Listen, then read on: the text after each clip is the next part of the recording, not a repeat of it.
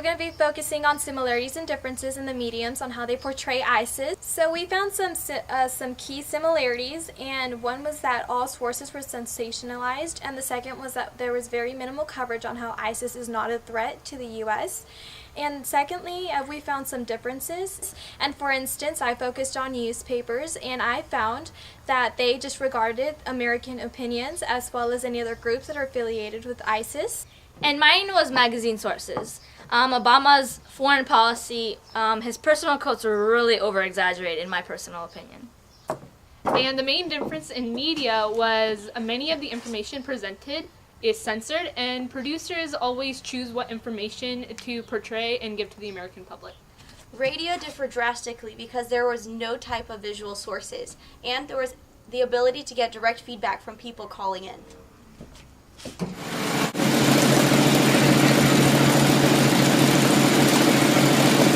Okay, so the type of sources I analyzed were newspaper articles. Two portrayed ISIS as being a threat, one opposed that belief, and two were more informative. And although articles had different purposes, all were infested with biases. For instance, the first article, ISIS is a major threat to the U.S. Two major biases were used. The first one was credibility. And so President Barack Obama called ISIS a cancer and said that it had no place in the 21st century. And the Secretary of State, John Kerry, called ISIS the face of evil and promised to confront the group wherever it tries to spread the despicable hatred.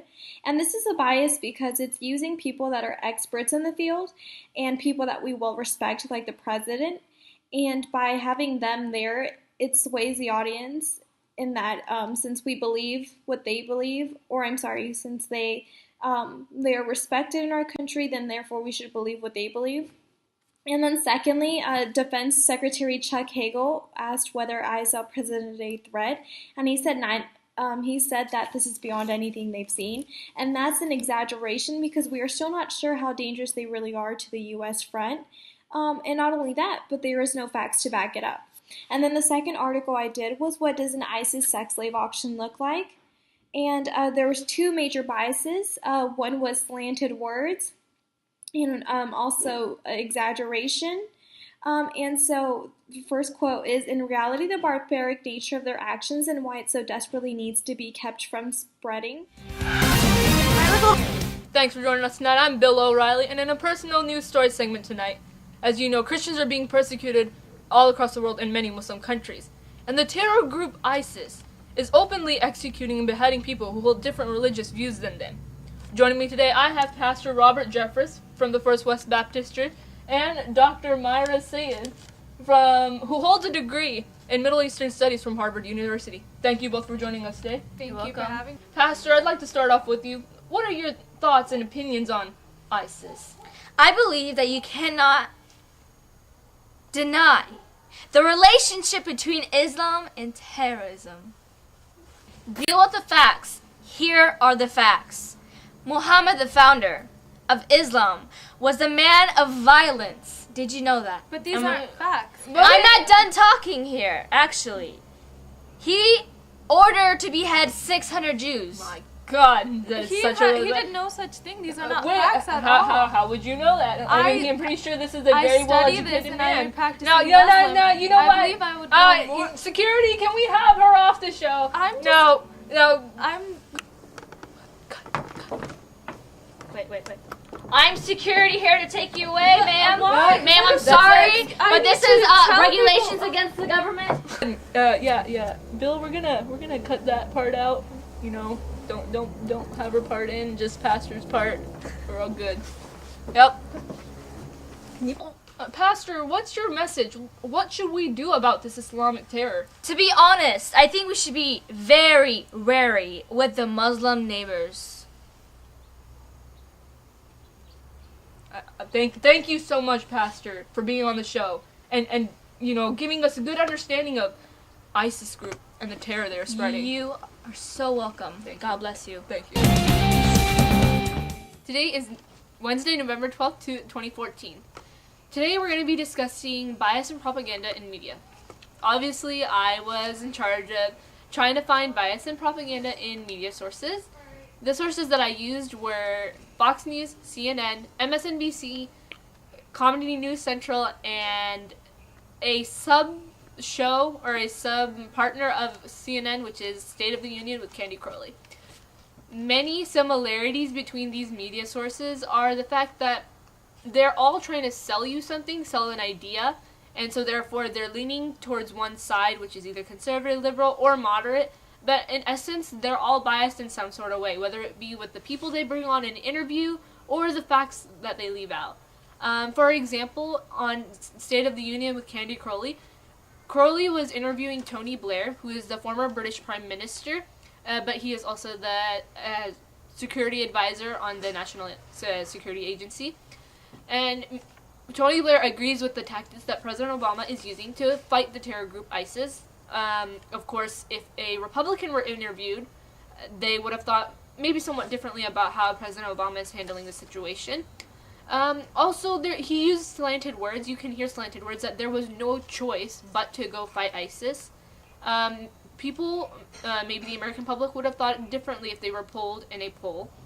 And also, you can see biases in all sort of other things on how a news commentator gives the news. It may be by his tone, maybe by his or her tone, or what they do in the news segment, which also influences how people perceive the news. For example, on the O'Reilly factor, Bill O'Reilly is very much a one-biased person. He brings on people who hold the same views he does, and therefore, in the spoof that we did, you can kind of see in the real interview with Pastor Robert Jeffress and O'Reilly, O'Reilly very much exaggerates on all sorts of things, and Pastor Jeffress says a lot of information that isn't very true. It isn't true at all about the religion of Islam, as many imams, which are the religious leaders, spiritual leaders of the Muslim community, would vouch for that. The things that Robert Jeffress is saying is actually false. Also, to lighten the ISIS terror, we see Jon Stewart using humor and comedy to lighten the situation so that we can actually sit down and critically think about such a controversial issue and make sound decisions. So, in general, what we should do whenever we watch media sources is think about what you're watching and what they're trying to sell you, because even though many will say that we're unbiased and we're just trying to look out for the good of the people, there's obviously a reason why they're giving you the information they give you. It's our job as the people who receive this information to sift through it and really think about what is the message that they're trying to give us.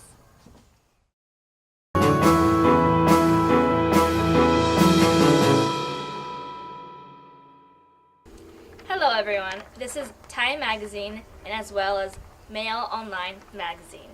Some biases were some sensationalism, smashing the borders with paint's vivid imagery to capture the audience attention. This is sensitivity to the audience at home.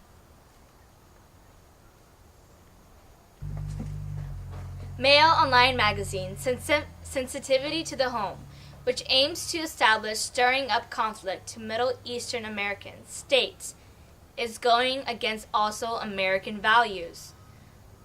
Also, the credibility of the bias. They stated two quotes, with advanced technology and weapons capable of threatening UK, as well as was exaggerating most serious since 9/11. What do we do about that?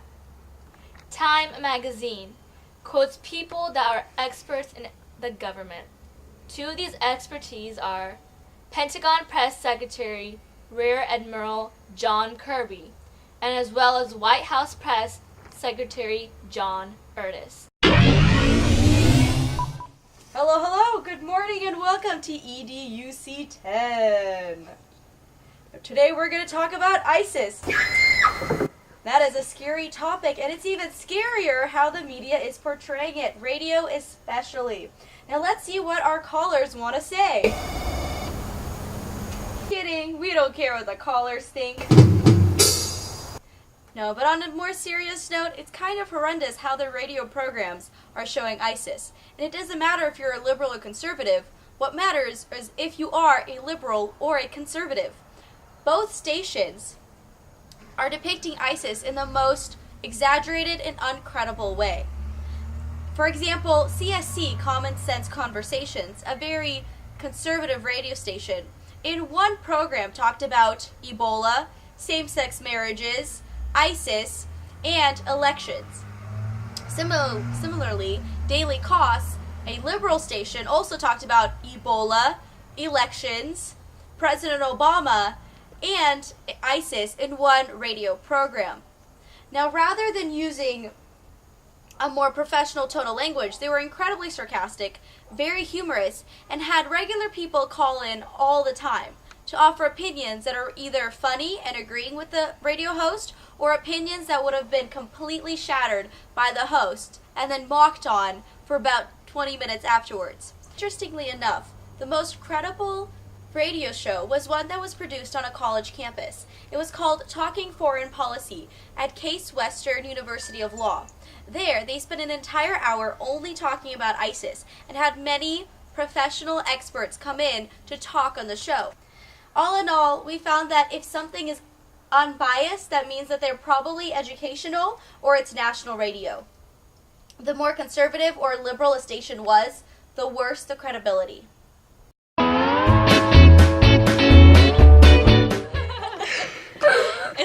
Is this like bloopers? I'm recording it right now.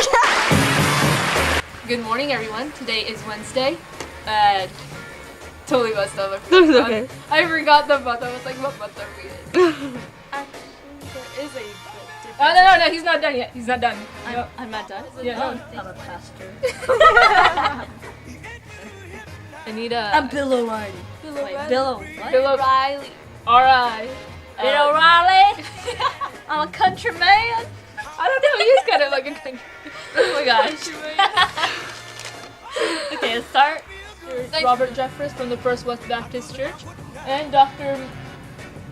I forgot your name. I know her name. I forgot it too. Distributed all across the world in many Muslim countries. And the Hi everyone, this is the differences and the similarities and the minorities. We'll be talking about ISIS. Wait, what? I know. Say it again. What? minorities. And radio was also drastically different because there was zero visual feedback. And also you were able to have a direct feedback from the public because they were able to give phone calls and give direct commentary. Damn it. What happened? Oh, why did you say anything? So I'm gonna let them make papers over there. Yeah. I know. In fact, it doesn't matter whether you're a liberal or conservative. What really matters is if you are a liberal, or should I say it again? Really matters.